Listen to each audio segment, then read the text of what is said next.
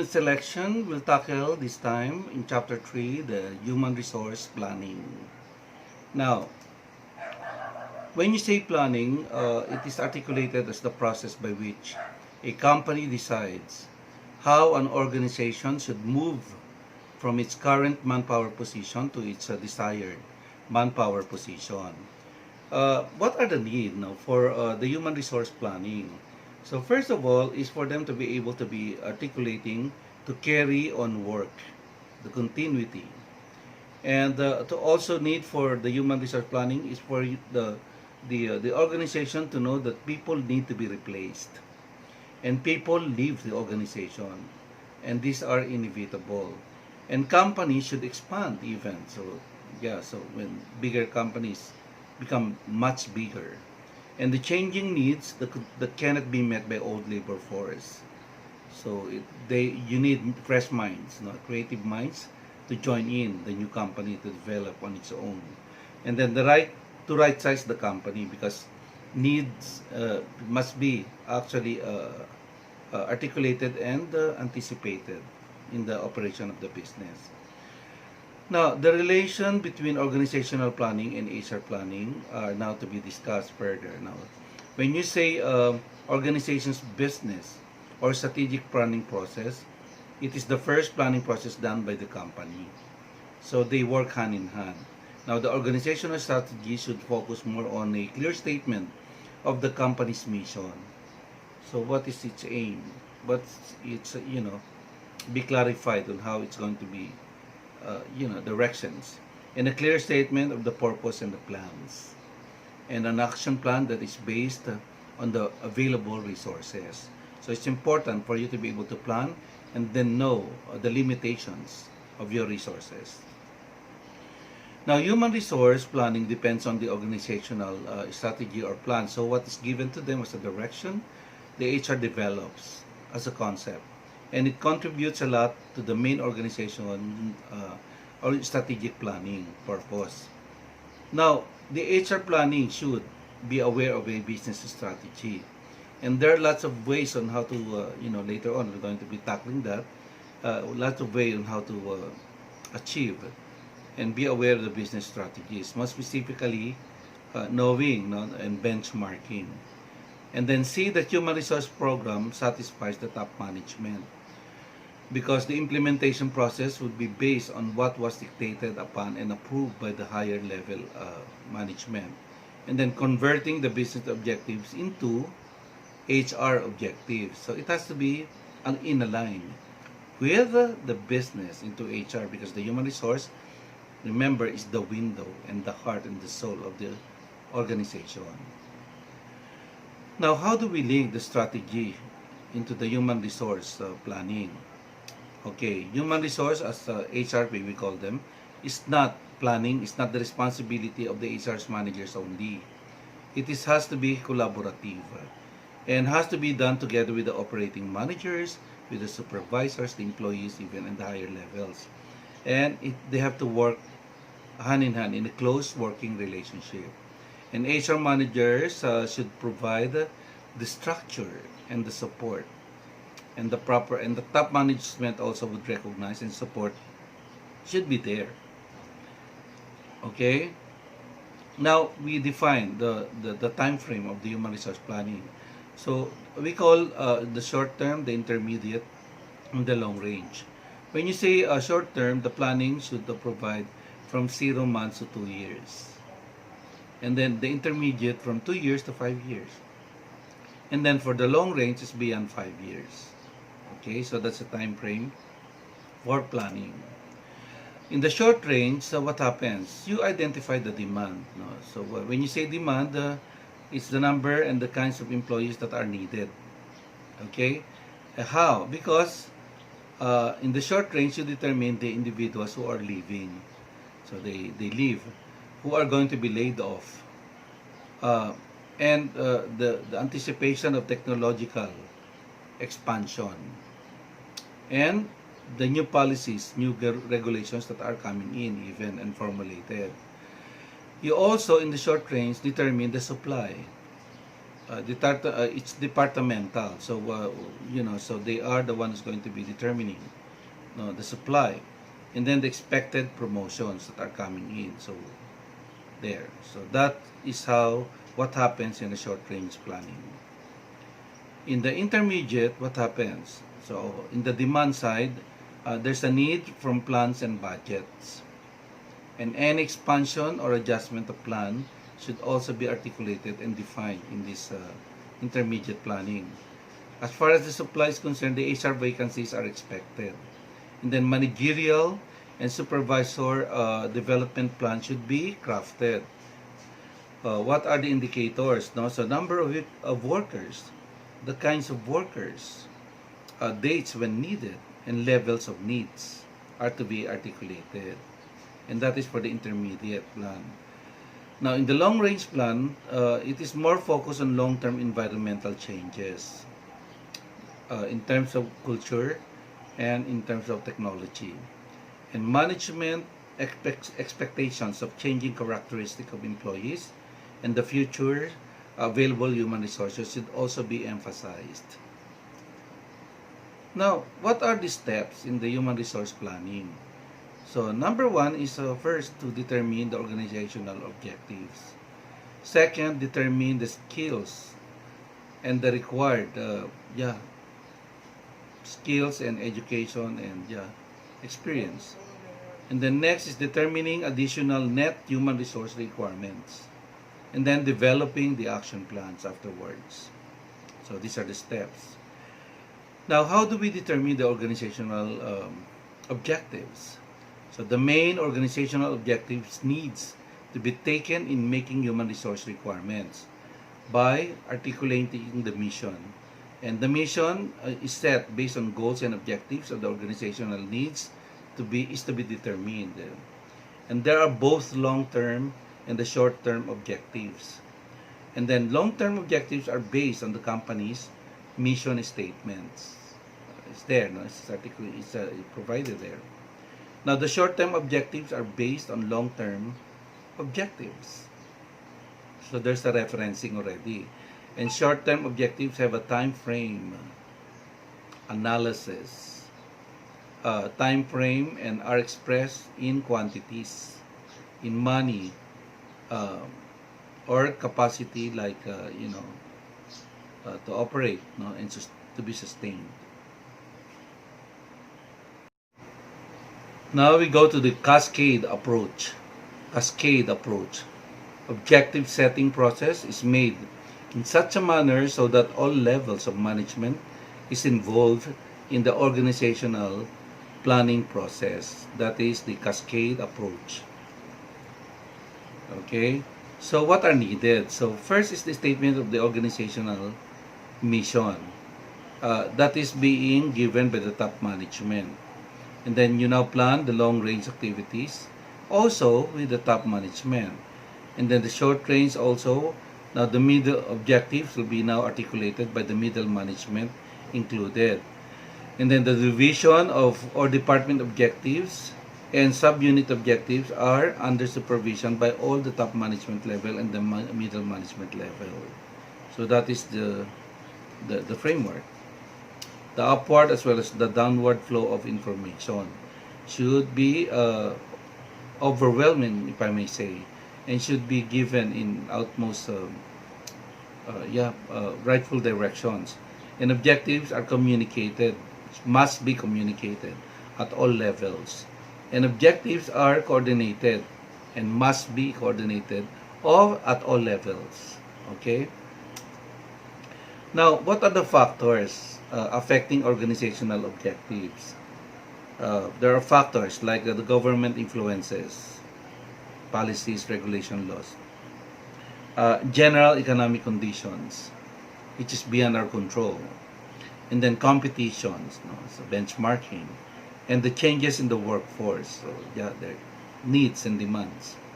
So these are the factors affecting organizational objectives. Okay, determining the skills and expertise are required, as I've said a while ago. So that is based on demand. So future human resource needs can be determined by some methods. So number one is the forecast. and forecasts are mathematical or judgmental. Okay? In the judgmental method, what happens? Managerial estimates. It estimates the future staffing needs based on past experience. And estimates are made by top level management or middle level and the lower level altogether. Again, the Delphi technique, which I have already articulated in the early chapter. But then, I want to emphasize the Delphi technique. It panel of experts, and each expert independently estimate future demand, and it mediates the present. As a mediator, presents each expert forecast to the others, and then expert can revise their comments. Their process continues till management between all experts. Okay. Scenario analysis is another one. So when you say scenario analysis, scenarios are developed in the brainstorming sessions by the operating and HR managers. And the requirement is 5 or more year scenario is going to be done. So there now for the accurate estimates and anticipation of things to happen. Now next is the benchmarking. Now benchmarking deeply examines the company's internal practices and processes and measures them against successful company practices, competitors, so industry. So there. Now, next is the mathematical or the statistical methods. It is time series analysis, meaning past staffing levels indicate future requirements by using the moving average, by using the exponential smoothing or regression technique. Okay? In the regression analysis, the past duty of workload indicators like the sales, the production levels are being studied even and linked with the staffing levels. Okay, so that's mathematical or statistical methods. Now another one under mathematical is the productivity ratios. Historically, our past data are used to examine past levels of productivity index. So again, I've already articulated this. So there. So P equals workload over number of people altogether. So as discussed in chapter 2. Now, determining additional human resources requirement. So analysis of present employees are needed. And forecast employees required in the future. How do you done it? How do you do it rather? So done through skills inventory, through management inventory, and expecting changes of people. So this is how we determine additional human resources requirement. When you say skills inventory, so we articulate that even. Complete information about the organization's basic information on all employees are needed. And these informations include personal data. And in the personal data, it will include the age, the sex, the marital status, even. And then for the skills, education, job experience, training. And for the special qualifications, membership in professional groups or achievements. Okay, next is the salary and job history. Okay, present and the past salary, dates of raises, different jobs held are needed. Okay, but if you're new, so there's no data available on it. Now, or newly graduates, newly person that's going to be working. And then company data is needed also. What are needed there? Company data is the benefit plan data, the seniority, the retirement information.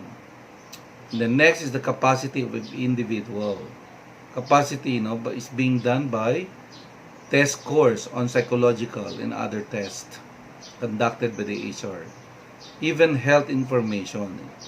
Okay, so that is going to be determined. Next is the special preferences of the individual. So when you say preferences in terms of geographic location and the type of job that is capable of. Now, Next, we go to the management inventory. So how does it goes? Inventory, in terms of management inventory, is specialized and expanded form of skills inventory handling. Okay? Only for the managerial employees. So that's why management level inventory. And it contains details of manager's past performance, manager's strength, its weaknesses even. The management inventory will also include the potential for growth and advancement, no capacity. Okay. HR is anticipating things, expecting people to change are one of the anticipation. So some changes can be forecasted easily.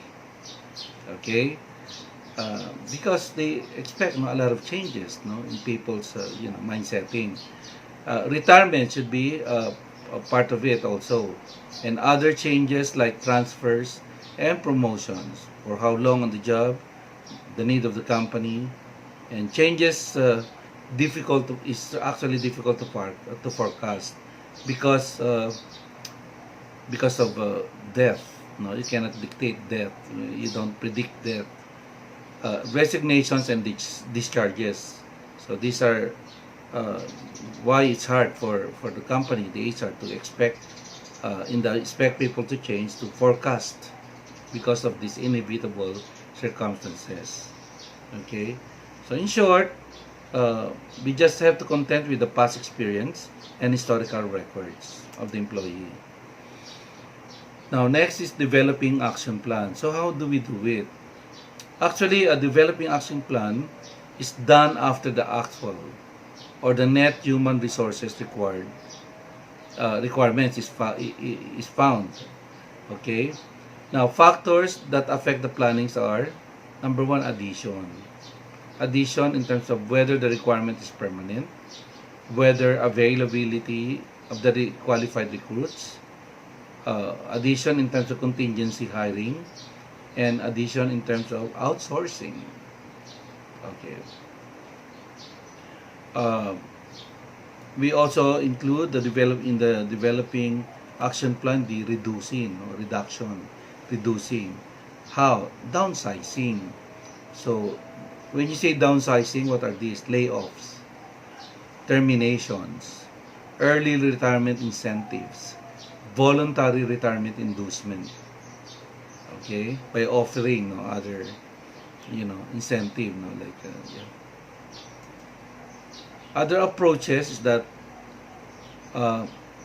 do not result in employees leaving the organization. So you reclassify, and then you transfer, or work sharing is part of it. And that's part of the other approaches, which apparently we have talked about the last chapter. Now, what are the tools and techniques of the human resource planning? So succession planning is one, commitment, manpower planning, and ratio analysis. So these are the three. In the succession planning, what happens? It identifies the specific people to fill in key positions. And then organizational replacement chart is used to determine, shows incumbents, their interests or the plans, and show potential replacement. Replacement chart that needs to be updated from time to time because time changes, requirements changes. Okay, so there. And then commitment manpower planning. So how do you do that? By using the systematic approach. And managers and subordinates should get involved in the human resource planning, in the commitment manpower planning. In the ratio analysis, the measures the organizational human resource vitality, people with potential who can be promoted, and measures the organization stagnancy. It's stagnant, and people who are not promotable and needs to be replaced. So in the ratio analysis, you determine that. Okay.